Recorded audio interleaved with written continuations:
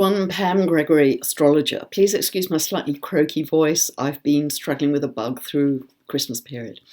Okay, I'm going to be talking to you today about the first half of January 2020 and the big lunar eclipse that we have coming up in Cancer on the 10th.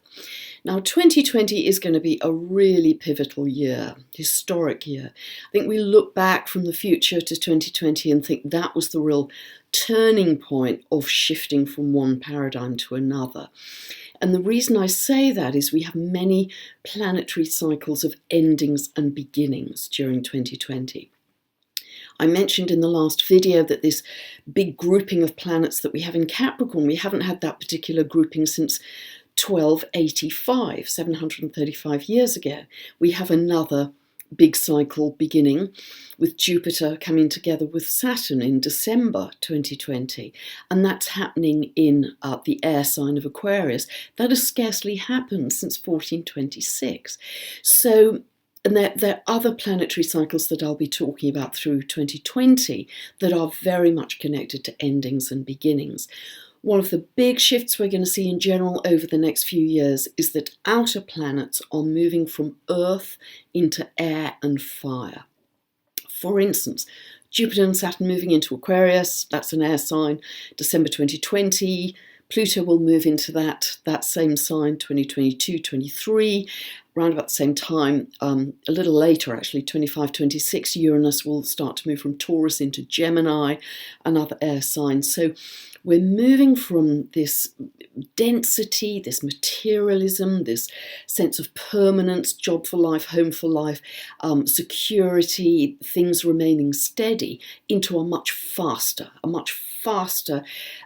world where everything is digitized and electrified, where we can get information very quickly, and where information and experiences are very much the currency rather than that sense of permanence. We're going to be connecting with each other, connecting with like-minded people in a bigger way and an easier way. So that's one of the really big shifts that we're going to see. So we are going to continue to see the collapse of the old order, the old political structures, the patriarchy, as I've talked in many recent videos. So expect to see that. I think the revelation of corruption will come to the fore much more from governments and leaders as we move through 2020, and that will accelerate the collapse of the patriarchy, because it's only when that old top-down order has collapsed that we can start to birth something new. Now, these very strong Capricorn energies that we have at the moment, if you have any planets or angles between about 20 and 26 degrees of the cardinal signs, Aries, Cancer, Libra, Capricorn, you may be feeling this very personally in your own life, depending where the sign of Capricorn falls in your chart. If you have those degrees 20 to 26 in the earth signs, Taurus, Virgo, Capricorn, you may be experiencing some benefit, financial benefit, or fruits of your labour, or some kind of recognition. I know people who have this are having some of their best years ever, actually, because the saturn-plutoconjunction I'm going to be talking about, which happens on the 12th, isn't just for that one day. We've been feeling it all the way through 2019, we're going to be feeling it all the way through 2020. It's essentially 2 years worth of symbolism of Saturn-Pluto, even though the conjunction is only exact for one day on the 12th of January. But just before I get to that, I just want to focus a little more on the qualities of Capricorn, because we have such an enormous emphasis in this sign. One of the meanings of it, apart from all the things I've been talking about in the last few videos, is frugality. Being able to pare things down to the simplest and live in quite an ascetic way, just having what you need. And certainly all of us are going to see a huge shift in values while Uranus is in Taurus up till about 2026, because that's about that change in values for all of us. And so if you think back to the days of yuppie-dom and materialism and corporate profit, and all of that is going to change so that we become much more concerned with the earth, with the environment and with helping each other, being in a collective of like-minded people. But frugality, living on the simplest things, is going to be part of that picture. And we're going to want to do it. And self-sufficiency is part of that too. The other very important and I think higher expression of Capricorn is mastery, self-discipline and discipleship, really. The symbol for Capricorn is the goat that can steadily, day by day, just climb the mountain relentlessly until it gets to the top. And that's what mastery, in a sense, is all about, because what I'd really suggest to you is that you choose a modality. You choose a spiritual discipline, whether that's some form of meditation, whether it's breath work, whether it's something shamanic, whatever it is that draws you, but make it a daily practice, make it a discipline. So you keep on steadily climbing to the top of the mountain to achieve your mastery. And that's going to act as your inner anchor with all that's going on in the world, because there's going to be a lot going on, frankly, in January. It's incredibly intense, dynamic and concentrated energy that we are going to see here. Now, just to get into some of the more specific detail, on the 2nd of the month, the moon in Aries is square to a conjunction of Mercury and Jupiter. The next day, the 3rd, the moon is still in Aries and Mars moves from Scorpio into Sagittarius. Those 2 days can be really excellent for initiating a new project. Aries is very good at initiating and having a new idea, but something to do with big thinking. It could be something you want to write about, something you want to speak about, something you want to develop. It could be quite pioneering, something very new that's just occurred to you. So great time to think big and initiate a new idea. Then in that first week of January, we still have the trine between Jupiter and Uranus that I talked about last time. It's no longer exact. Jupiter is moving ahead a little bit, but if you have any planets between 2 degrees and 8 degrees of the Earth signs, Taurus, Virgo, Capricorn, this can be super beneficial for you. You can see financial benefits, you can feel this surge of optimism, really, and exhilaration that you want more freedom in your life. You want to pursue an alternative lifestyle. You can blue sky more easily, just see bigger and better possibilities for yourself. So although it isn't exact anymore, we'll still experience it, particularly if you have anything early Earth signs, 2 to 8 degrees, we'll be experiencing that for the first week. Then on the 8th, change in energy, although we'll be feeling this build up to the middle of the month for sure. On the 8th of the month, Jupiter becomes exactly conjunct the South Node. Now, Jupiter expands anything it touches, and the South Node is very much connected to how power in a Capricornian way has been used in the past. So this is top-down power. This is laws and rules and regulations. I am telling you what to do. You must obey. It's that kind of leader or top-down authority. It's vertical structure. So round about the 8th, we may see some display of that kind of power or grandiosity or overlording power by a leader over someone else. So watch for that, because that's part of the build-up that we're having to the lunar eclipse that happens on the 10th. So on the 10th, this happens at 11:21 a.m. Pacific and 7:21 p.m. UK time. We have a lunar eclipse at 20 degrees of Cancer exactly. Now, lunar eclipses are big full moons. They're the peak of the moon cycle. So they're a cycle of closure, completion, culmination, again, fruits of your labour. See where this is shining a light in your chart, 20 degrees of Cancer, because things can be revealed to you, secrets that you weren't aware of before, but it can be very positive in terms of a completion or a culmination for you.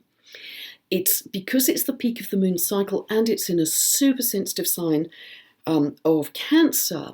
Feelings are going to be coming to a head. Emotions are going to be running high at this time. And it could be issues of family issues, feeling issues around emotional security, nationland, homeland, themes, that sort of thing. But see where it's falling and see if you can really use it positively to visualize and set a clear intention on what you want that to be about, what you want to manifest in your life. Now, the moon at 20 degrees of Cancer is opposing this huge bunch of planets in Capricorn. I mean, in total, if we look at all the planets in Capricorn, we have the Sun, Mercury, Saturn, Pluto, and Ceres, goddess of agriculture and grains and corn and that sort of thing. The moon is opposing all of those. And we also have the South Node there a little further back, and actually Jupiter's slightly further back. But we have this very big bunching. So at this full moon, at this lunar eclipse, not only is it a very good time, as always, at the peak of the moon cycle, to let things go, to shed things, to declutter. And that's very much the theme of what I was talking about with frugality, with Capricorn as well. It's also a time when issues around our food supply, Ceres, may come to a head.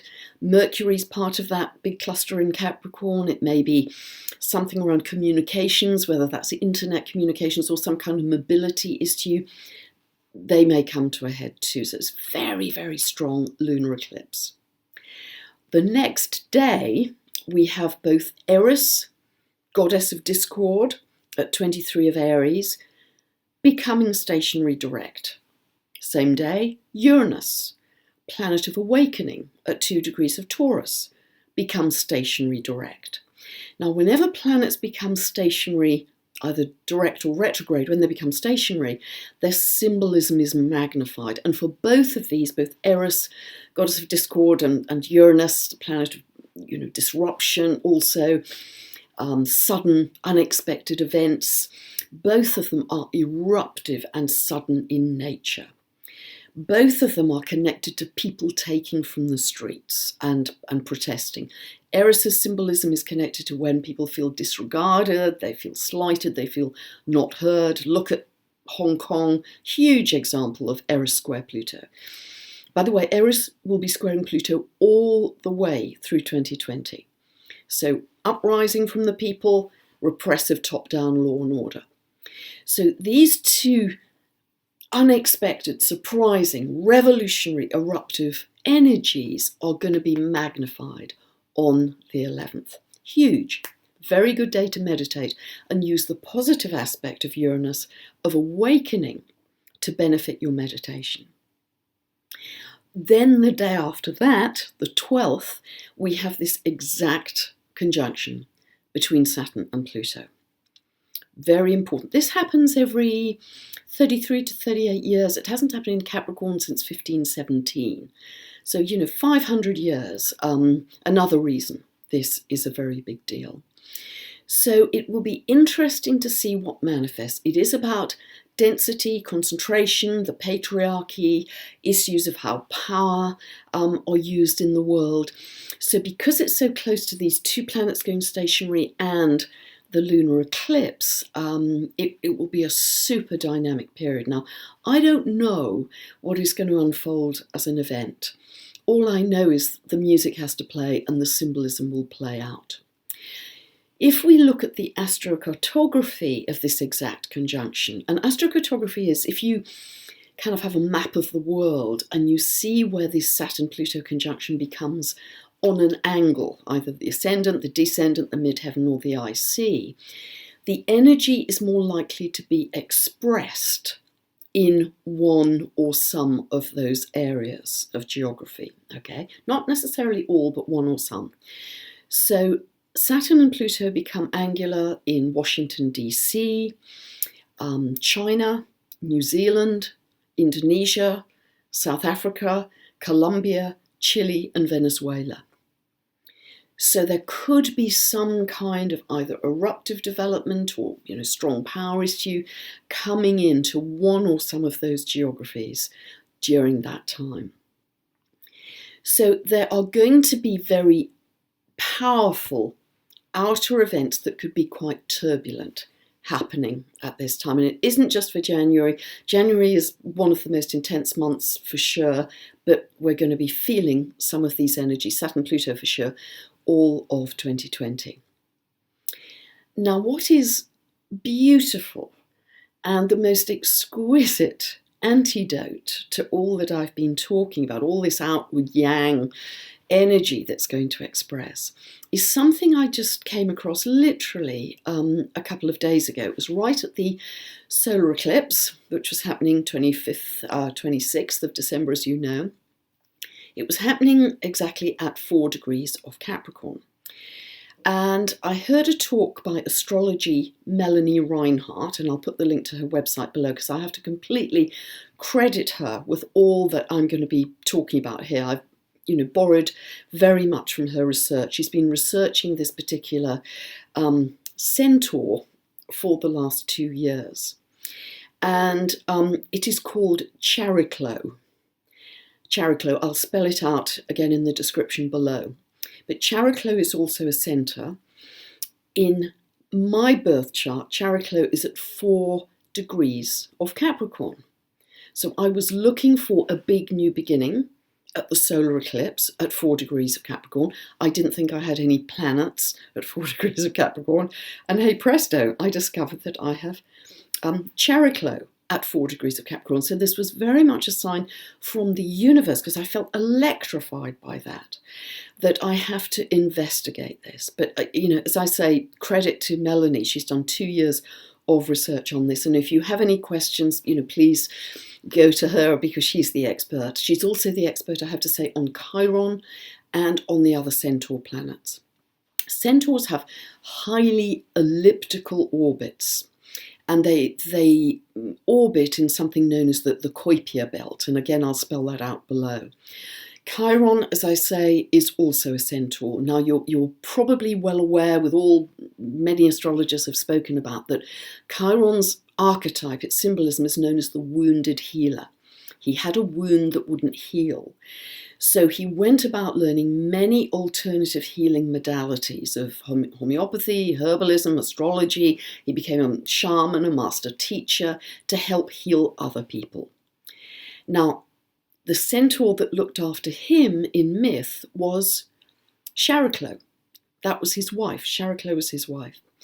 So her orbit is between Saturn and Uranus, similar to Chiron.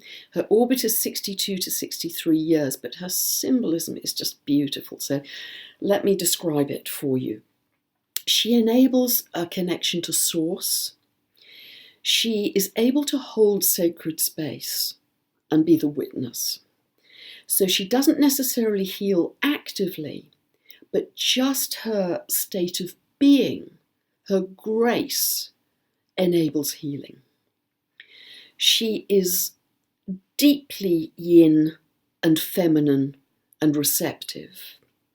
And she has this beautiful quality of stillness, just being the observer, just being the witness.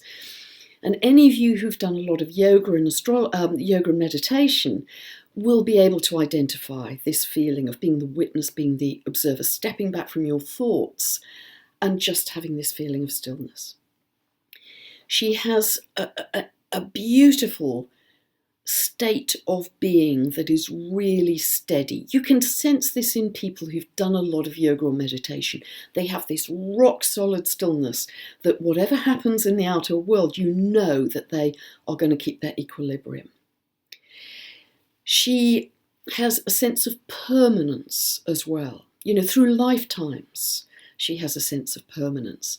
And for me, I really got in touch with this because for me, it very much reminded me of what the Buddhists call the infinite ground of being.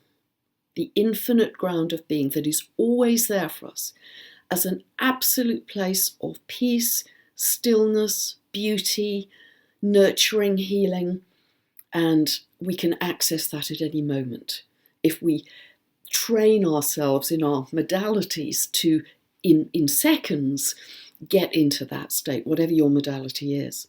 Now, not surprisingly, it is strong in the charts of healers, carers, and also people like soul midwives who help people transition from life into death. But she is also, Chariclo, somebody who can help the collective transition. And we are going to be going through a massive collective transition in the next few years, very strongly in 2020.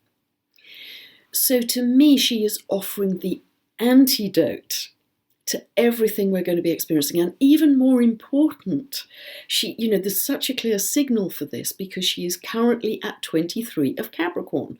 She's exactly conjunct Pluto. She will be exactly conjunct Saturn on the 16th of February. And she will weave this conjunction, be a triple conjunction, Chariclo, Saturn, Pluto, all the way up until 2022. So her purpose is to help us navigate whatever is happening in the outer world.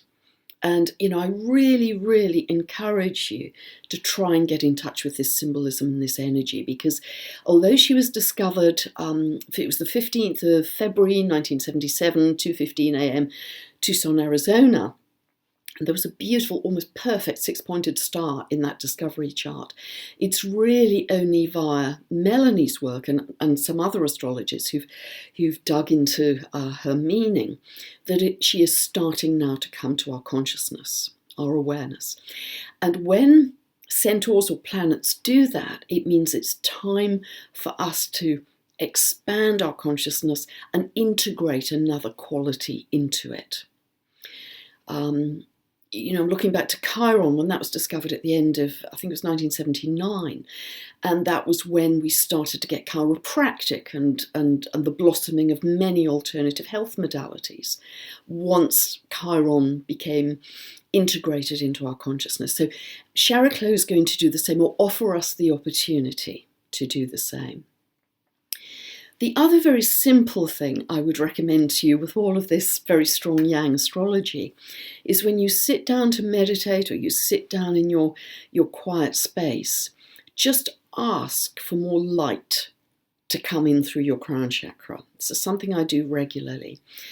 And I very often not see but perceive a kind of column of white diamond sparkly light coming straight through me vertically, or sometimes at a kind of unicorn angle, but it doesn't matter. Light carries information. Light is composed of biophotons, and that new information, because we're getting new cosmic and galactic waves into our earth plane, that new information can help us evolve in quantum leaps, help us really take jumps in our spiritual evolution. And by the way, that's the purpose of eclipses too. I mentioned when we have the solar eclipse, it's just as important in the lunar eclipse that eclipses are like kind of pivot points where the energy cuts out briefly and then reboots. It's like rebooting a computer, and there's a kind of juddering, stalling in the energy, and then we're rebooted, but very often at a higher level of being. It's a purposeful quantum leap into who you are meant to become. So they are incredibly helpful to jump us back onto our evolutionary path, particularly if you have your natal nodal axis in Cancer and Capricorn. But for all of us, this is an incredibly powerful astrological time. But please don't forget, with all the outer events, that your control center is your inner radio dial, tuning your frequency, because what you're going to see in your outer reality is just a reflection of what you are creating inwardly. So let your work be inward, let your focus be inward to beam out and benefit collective consciousness as we go through these very fast moving months. I hope that's helped you. If you'd like more information about my books, my tutorial videos, my ever so long monthly newsletter, which by the way is £15 a year or about $18 a year, which is just over £1 or $1 a month. And I write about 7,000 words a month. So people do find it good value. And I go into much more detail, for instance, about the myth of series. I'm talking about that in this newsletter going out at the end of December. They always go out on the last day of the month. I'm talking a little more about Chariclo. I've also included a link to a free website where you can calculate your natal position of Chariklo, because there are not many places you can do that. I had to hunt around a little bit. But if you just put in your date of birth, you don't need the time or the place, because all you're looking, because Chariklo barely moves in a day, so you're just putting in your date of birth, and that will give you the position natally for you of Chariklo, and then you can start to see where it is in your chart and which house and what aspects it's making. So that might really take you on a bit of a journey too. So thank you so much for listening. I hope it's been helpful information for you, and just wish you all blessings at the beginning of this very transitional new year and indeed transitional decade. Bye for now.